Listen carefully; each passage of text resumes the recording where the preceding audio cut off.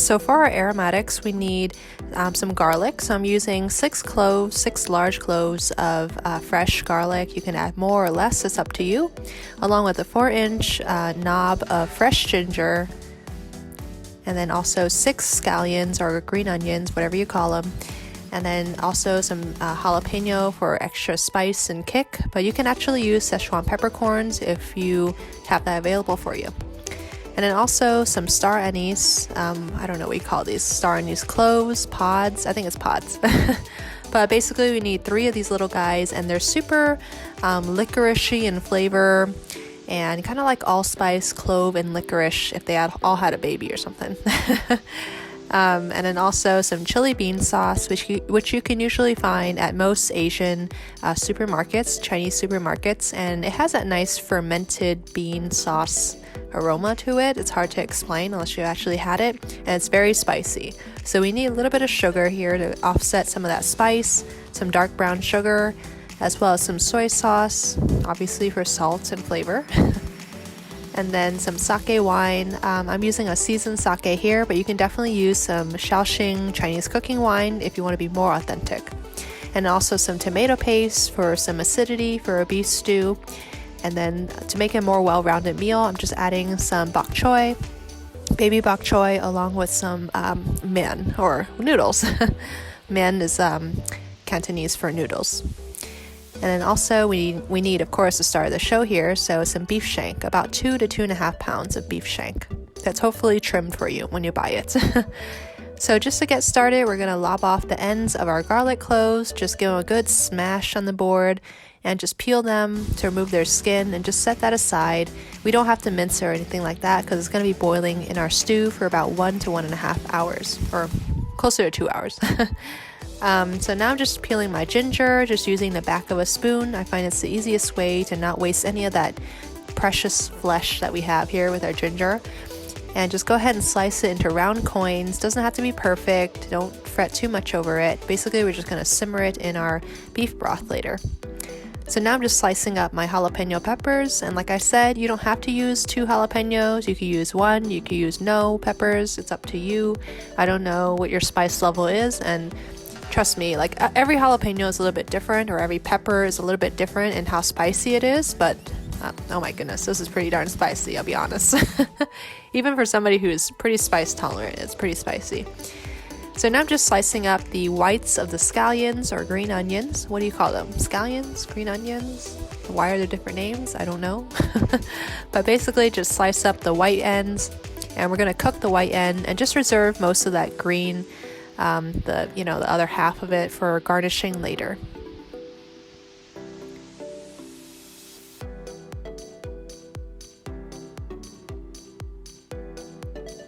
So now we're moving on to our beef shank. So again, it's about 2 to 2.5 pounds of beef shank, which is enough for, I would say, like 4 to 6 servings. And I'm just cutting it in half, and then in half again into like 4 even size rectangles, or I don't know what you call that. One long piece of meat. There you go.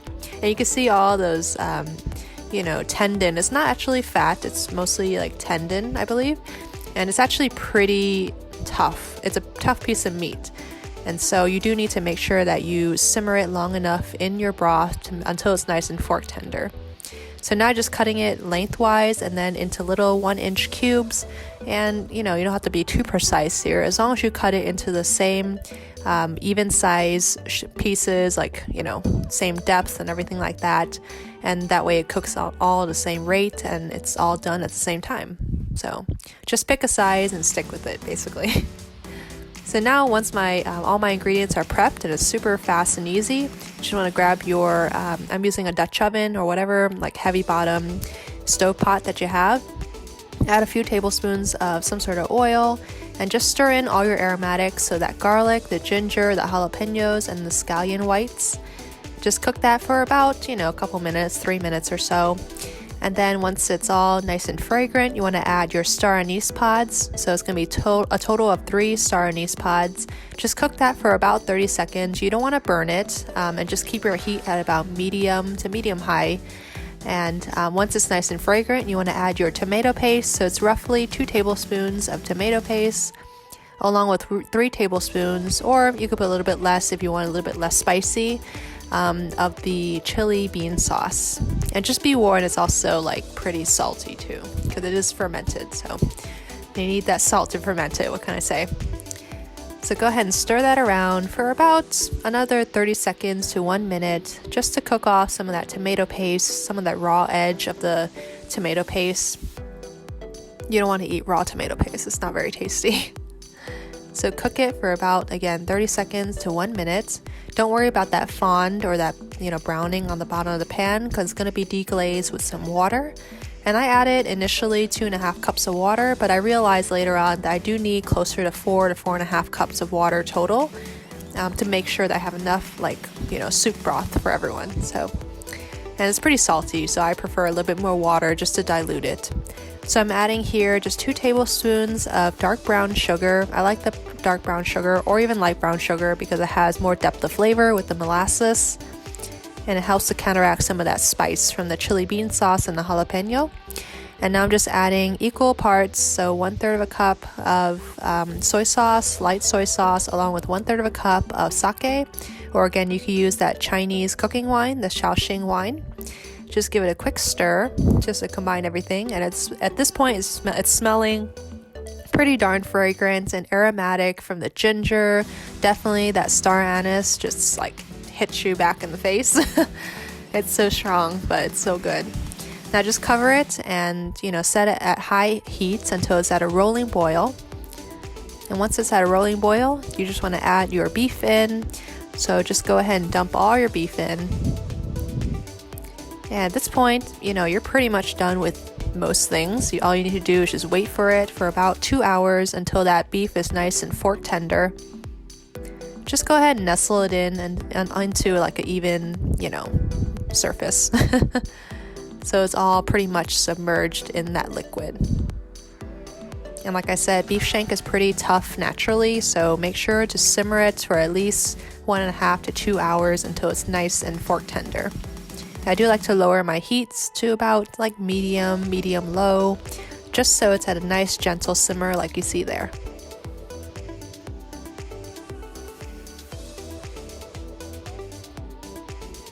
So now we have about 2 hours to kill, so we're gonna prepare the rest of our ingredients. So that includes just some Shanghainese bok choy. I'm using baby bok choy here, but you can use whatever vegetable that you like, like some Chinese broccoli or gai lan would be good. But I like bok choy, it's nice and classic. So just go ahead and lob off the end, and the outer pieces should just fall off naturally, and then just go ahead and cut it off. And I like to cut the center in half as well. That way I get all that dirt out of it as I'm washing my bok choy.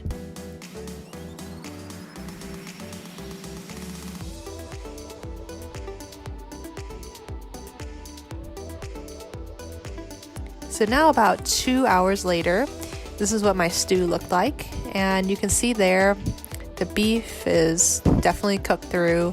And if I just take a little piece and I use my fork and press against like my ladle there, it should be pretty darn tender. I mean, it still has some like toothsomeness. I don't know if that's a word.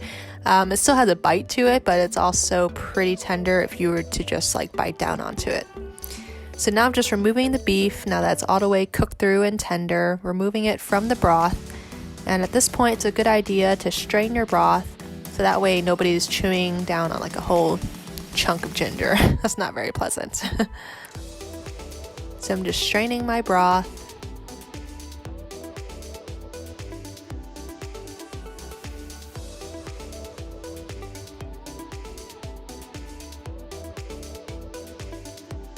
Just make sure not to waste any of it, because we didn't wait 2.5 hours to waste any of that delicious broth. So now I'm just skimming off the top of the fat. So beef shank is not that fatty, but there's definitely some fat and oil in there, so I do like to remove most of it. I would say you can't get all of it, but most of it's good enough. So now I'm just gonna boil my noodles, and for my noodles, the package said about 30 seconds in boiling hot water. and just boiling one bundle just for one serving. But again, just, follow the package instructions. And just go ahead and strain it. I do like to rinse off my noodles under some cold running water. That way you remove any of the excess starch, so our soup is not starchy and cloudy. And then just go ahead and also blanch off your prepared bok choy or whatever vegetable that you choose to use. Just for about, I would say, 30 seconds or so. I like it to be nice and bright green, but still a little bit crunchy.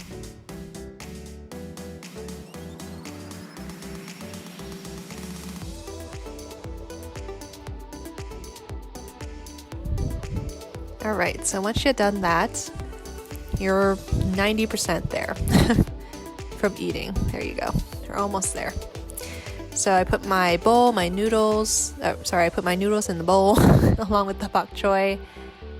And my stew, I just had to reheat it a bit after I put it back into the bowl, from the bowl into the pot.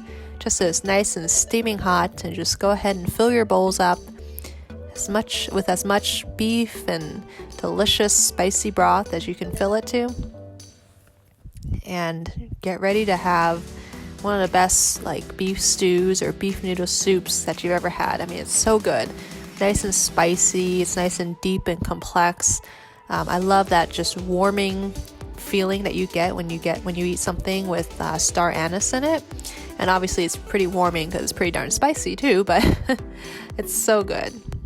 It's nice and warming from the star anise, from the ginger, and of course the chilies. And the beef is just so nice and tender. Oh, it's so good.